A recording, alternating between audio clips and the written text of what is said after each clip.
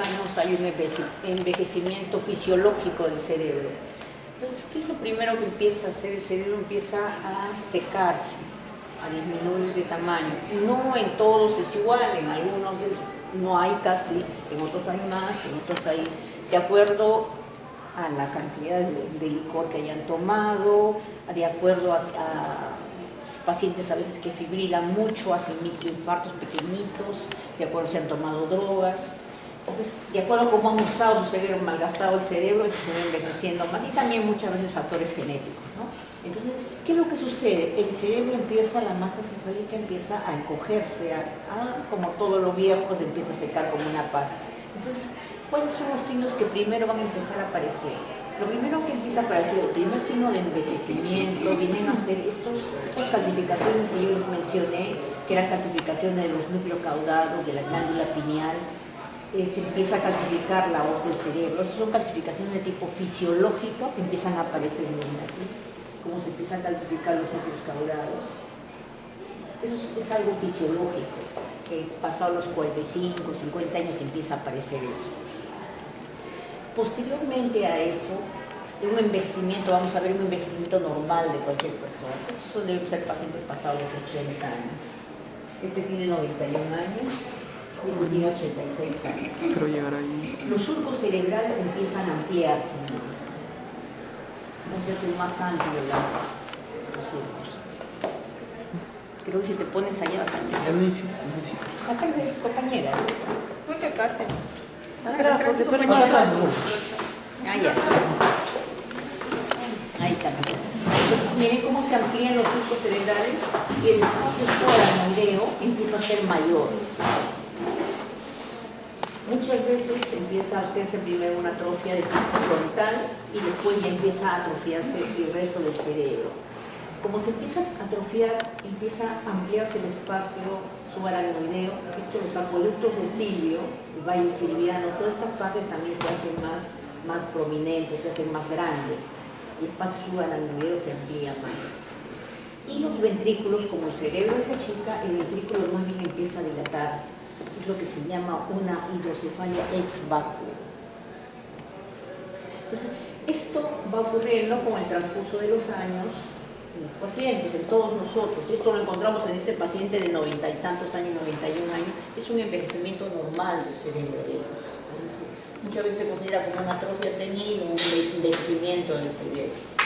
Pero, ¿qué sucede si esto pasa en un paciente joven?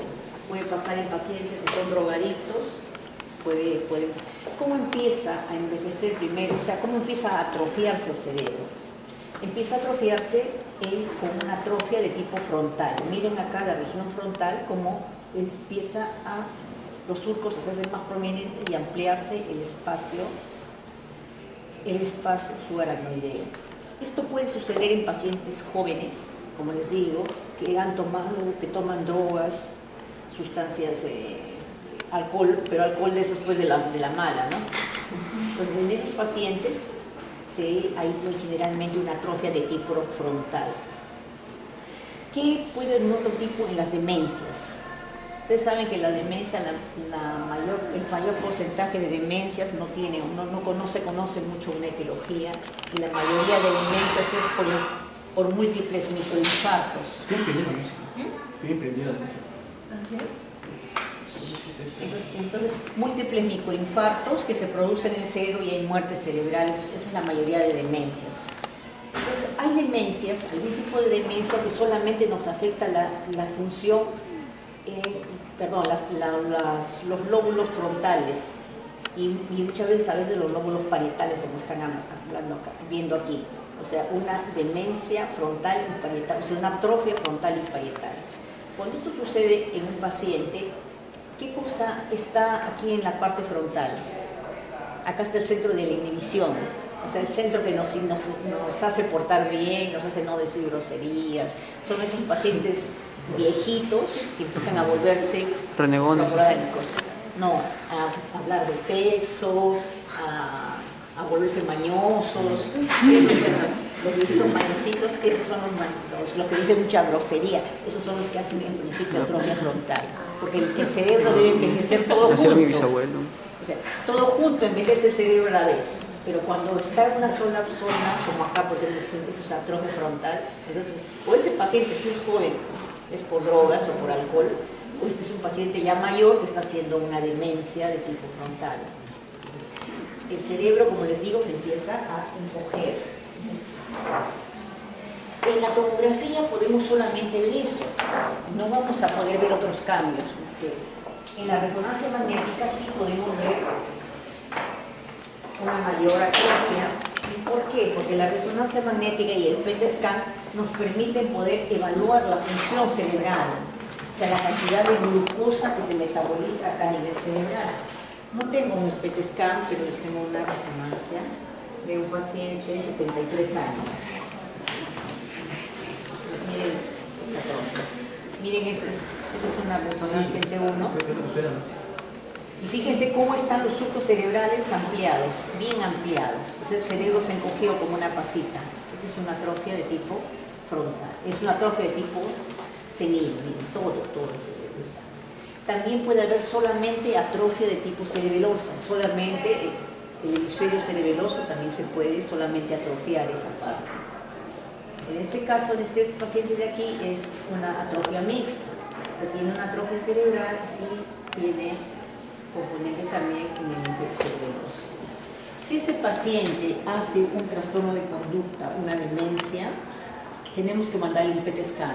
El PET scan nos va a medir función del cerebro, la cantidad de glucosa consumida por cada zona del cerebro, y nos va a medir cuál está funcionando mejor y cuál no. Entonces aquí no, aquí simplemente vemos que el cerebro está encogido, hay una atrofia, una hidrocefalia ex bajo, o sea, por pérdida de volumen. No es una hidrocefalia normal, es una hidrocefalia por pérdida de volumen del cerebro. Y, como les digo, aumentos de los surcos cerebrales y más que nada el trastorno de conducta. Entonces, así es como van a debutar tanto las atrofias, las enfermedades de Alzheimer, las demencias. Todas debutan igualito. Doctor, las circunvoluciones también son más pronunciadas, ¿verdad? Claro, o sea, los surcos, pues las circunvoluciones cerebrales, los surcos cerebrales, pues, las circunvalaciones se hacen más pronunciadas porque imagínense como una uvita y de pronto la pasan, que empieza a secarse.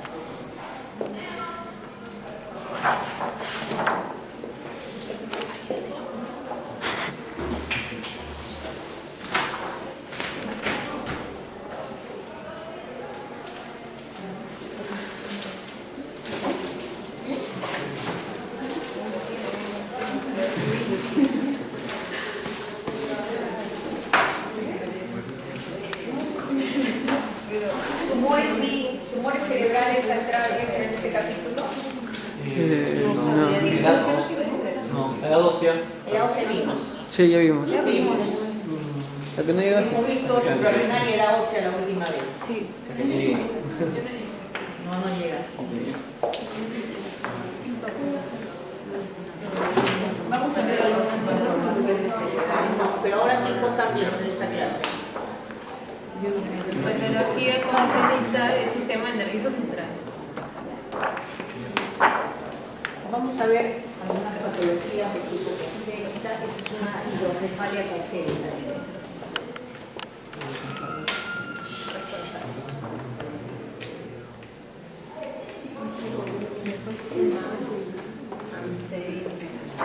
Hidrocefalia también vimos. Hidrocefalia también vimos en la teoría. Este es un paciente, un bebé, que ha tenido una hipoxia cerebral. Miren cómo se ve en los pacientes cuando hay hipoxia, cuando hay sufrimiento fetal. El cerebro se va edematizando y cuando hay edema hay una disminución de la atenuación, o sea, de la densidad del cerebro, más de la sustancia blanca que de la sustancia gris. Entonces, esto de acá que ven negro, así medio como comprimido, con borramiento de los surcos cerebrales, esto es por un edema de tipo hipóxico. El edema, generalmente un edema de tipo citotóxico, vamos a poner no de hipoxia, nos va a dar que todo se vea como comprimido, como hinchado.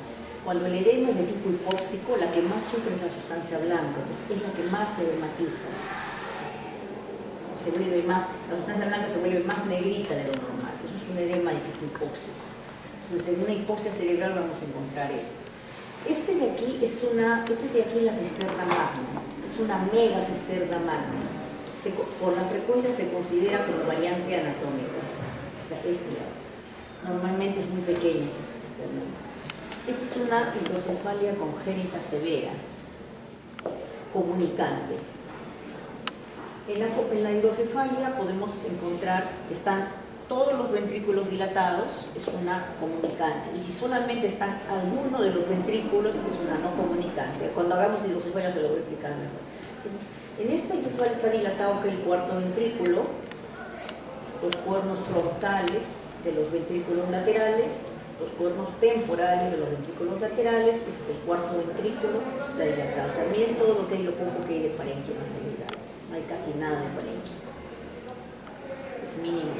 ¿Y por qué se ven estas áreas hiperdensas acá? Porque hay sangrado, hay hemorragia.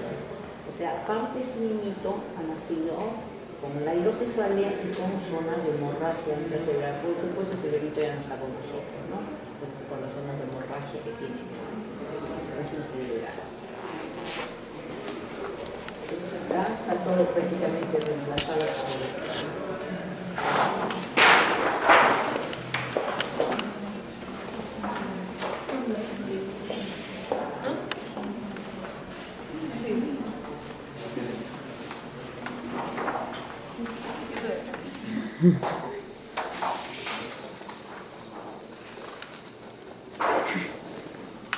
este es otra megacisterna magna. Es una persona ya un poco mayor. Este de aquí es un bebé con holoprosencefalia. Holoprosencefalia se llama. Si ustedes ven, tiene su cerebelo normal. El cerebelo está completamente normal. Aquí no estamos encontrando acueducto de sí, perdón, el cuerpo calloso. Fíjense, no hay cuerpo calloso. Fíjense cómo está dividido los cuernos frontales de los ventrículos. Miren cómo está bien dividido. O sea, hay una agenesia del cuerpo calloso, pero lo que llama la atención es como acá hay un monoventrículo en la parte posterior. Esta es una holoprosencefalia. Hay tres tipos de holoprosencefalia: la lobar, la semilobar y la otra es completa, alobar y semilobar. Esta es una holoprosencefalia semilobar. Hay parte que tiene y hay parte que está reemplazado todo esto por el líquido. Y cómo sé que no es una hidrocefalia, que es una holoprosencefalia, porque no hay línea media. No tiene la parte interhemisférica, el tabique interhemisférico no hay en la parte superior. Todo está reemplazado por líquido. Es un ventrículo único reemplazado por líquido.